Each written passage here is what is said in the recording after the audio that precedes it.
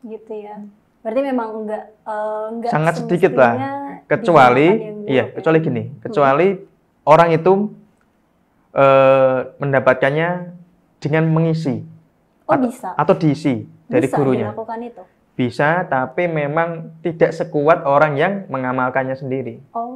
Tirakannya sendiri. Berarti bisa diisi juga ya, selain dia tirakati sendiri dari berzikir, mendekatkan diri. Tapi dengan catatan memang tidak sekuat yang orang tirakat sendiri. Kan banyak sekali tirakatnya. Ada puasa sampai 41 hari, ada juga puasa ngebleng selama 21 hari dan lain-lain. Jadi tingkatannya juga berbeda-beda. Gitu. Nah, sebenarnya ini ketika kita mempunyai ilmu mahabbah ini tuh ada efek samping nggak sih, Mas? Ya, bagi orang-orang yang menggunakan ilmu mahabbah ini dengan tujuan untuk membantu orang misalnya, otomatis efek sampingnya dia akan mendapat pahala. Nah, berarti itu bukan efek samping ya? Iya. Itu malah ini emang efek positif. Dan juga sebaliknya juga gitu, Mbak Lisa. Kalau digunakan untuk negatif juga dia akan mendapatkan apa yang dia tanam sekarang. Gitu. Gimana kalau Mbak Risa ingin diisi ya, nanti bisa diisi. Gitu ya. Tapi maksudnya gini loh, ilmu ini berarti kan istilahnya kita mendapatkan suatu harus bisa memanfaatkan sebaik mungkin dan harus bertanggung jawab karena memiliki ilmu lebih gitu kan. Benar. Nah, gimana sih cara kita agar nggak menyalahgunakan dan juga nggak bisa memanfaatkan sebaik mungkin ilmu ini gitu, Mas? Ya, yang pertama ya kita memang harus menguatkan iman kita. Karena banyak sekali godaan ketika orang sudah mendapatkan suatu ilmu. Apalagi ilmu mahabbah. Kalau yang punya itu lelaki, godaannya pasti perempuan, itu pasti. Karena perempuan yang melihat atau hanya sekedar ngobrol dengan orang yang sudah memiliki itu, pasti langsung ada rasa ketertarikan. Jadi ya godaannya itu hawa nafsunya harus mengkontrol banget ya.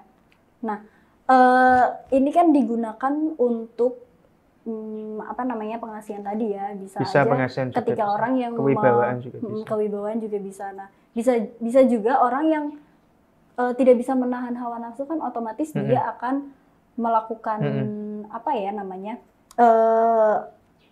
menyalahgunakan itu ya untuk agar wanita ataupun orang yang dikasihnya itu tertarik gitu dengan dia. Nah, apakah ini termasuk dengan hal buruk gitu, Mas? Maksudnya ilmu yang termasuk menyalahgunakan ilmu kalau kayak gitu? Benar sekali. Kalau memang seperti itu, pastinya ilmu itu tidak akan langgeng ya. Itu pasti, dan pasti akan berkurang. Itu sih kalau memang resikonya, kalau memang digunakan untuk hal yang negatif. Tapi kan itu memang tujuan memiliki ilmu mahabbah gitu loh, untuk mendapat ilmu pengasihan dan lainnya gitu. Cuma kalau saya sendiri mempelajari ilmu mahabbah itu bukan untuk mendapatkan perhatian banyak wanita, tapi lebih kepada saya menggantungkan hidup saya, rezeki saya, apapun itu hanya kepada Gusti Pangeran. Ibaratnya seberat apapun atau keadaan apapun yang dirasakan sekarang, kita hanya bisa berkomunikasi kepada Tuhan. Ibaratnya gini, wah sekarang lagi diuji, misalnya ada masalah dengan mungkin pasangan atau dan lain-lain. Ya kita ngobrol saja kepada diri kita sambil menatap cermin. Wah Gusti, saya sedang diuji sekarang. Oke, saya lanjutkan untuk beribadah padamu. Ya seperti kita menghibur diri kita sendiri, jadi tidak ada beban. Kalau orang yang sudah memiliki ilmu mahabbah itu mungkin sedikit sekali resiko untuk stres dan lain, depresi dan lain, karena kita masih punya Gusti Pangeran gitu. Oke. Nah kalau misalnya nih Mas, ada orang yang menyalahgunakan itu untuk menarik wanita, apakah cintanya wanita ini tuh permanen gitu, bisa permanen gitu ketika menggunakan ilmu mahabbah ini? Iya. Oke. Gini, saya kasih contoh yang pasti bisa dimengerti. Ibarat ilmu mahabbah ini ya, saya ibaratkan adalah supervisor di salah satu perusahaan. HRD lah, katakanlah HRD. Nah, ada orang melamar pekerjaan di perusahaan tersebut. HRD-nya ibaratnya ilmu sudah memiliki orang dalam. Nah, ilmu muhasabah ini dia dimasukkan dalam perusahaan tersebut. Nah, nantinya ketika sudah masuk dalam perusahaan tersebut, nah kinerjanya bagaimana? Tergantung dia sendiri. Ibaratnya ilmu muhasabah ini hanya mengantarkan dia kepada tujuannya. Mau langgeng mau tidak itu urusan dia. Bagaimana dia menyikapinya. Otomatis sama dengan perempuan. Kalau memang untuk digunakan untuk perempuan, ilmu muhasabah ini hanya menyampaikan, nanti hubungannya itu bagaimana itu terserah dia. Oh gitu ya. Mau langgeng mau tidak urusan dia. Oke, berarti bukan memaksa ini ya? Jadi bukan pelet, okay. bukan paksaan pelet atau sihir. Jadi muhasabah ini adalah jembatan untuk mempermudah, ini loh, saya mau itu, nah ini loh jalannya. Oke. Dengan berdoa tadi ya. Nah, kalau mau langgeng mau tidak itu urusan dia. Oke. Ya. Sikapnya dia kepada pasangan atau dan lain-lain. Kalau cinta itu terbangun atas dasar saling menyukai, saling mengenal. Kalau ilmu muhasabah ini hanya mengantarkan seperti itu, mempermudah lah. Oke. Nah, kalau misalnya gini nih Mas, ada orang yang mungkin tertarik gitu ya, pengen memiliki ilmu muhasabah. Bisa nggak sih dilakukan dengan sendiri gitu?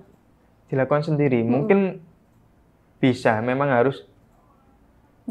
Kalau orang ingin tirakat sendiri ya, misalnya, tapi zaman sekarang tuh sudah sangat kecil sekali orang-orang seperti itu.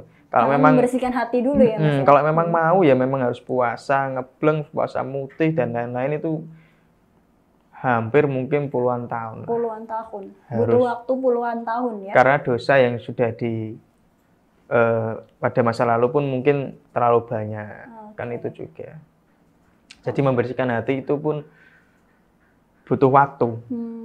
Karena hati yang sudah tergores, sayatannya itu pasti akan membekas. Pengobatannya harus memang cukup lama. Hati yang tergores ya. Nah, Oke deh. Nah, terakhir nih berarti memang untuk teman-teman nih kalau misalnya pengen belajar ilmu muhasabah juga lama ya Mas ya. Dan boleh, berarti ini tapi kalau misalnya didampingi oleh misalnya guru atau kiai gitu, apakah bisa lebih cepat? Semuanya itu tergantung dari si pengguna, Mbak Lisa. Jadi guru itu hanya membimbing, mengarahkan, seperti ilmu tadi loh, hanya melantari, gitu, hanya mengantarkan.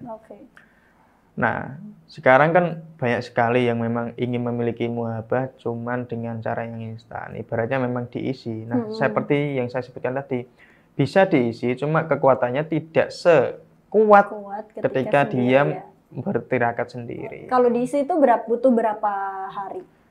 Waktunya itu berapa?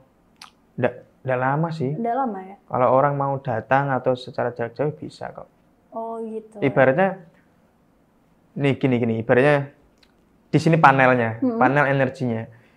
Ditransfer aja. Nah, ya? Kalau cacasan HP tinggal dicolokin aja gitu.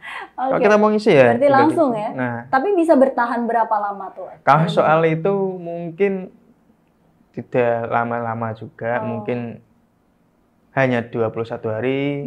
Kalau memang mau lebih kuat lagi mungkin sampai 41 hari gitu. Oh, ada pantangannya juga Mas kalau ada, harus kita kasih pantangan supaya tidak digunakan untuk sembarangan. Kalau ada apa-apa kita tinggal cabut lagi dari sini. Gampang. Gitu ya teman-teman. Terima kasih nih Kang Rizal udah memberikan sedikit pengetahuan tentang ilmu muhasabah ini. Nah, ada pesan buat sahabat Radaya mungkin tentang ilmu muhasabah ini? Oh iya, jadi mengenai ilmu muhasabah ini baik digunakan oleh orang yang memang sudah dewasa.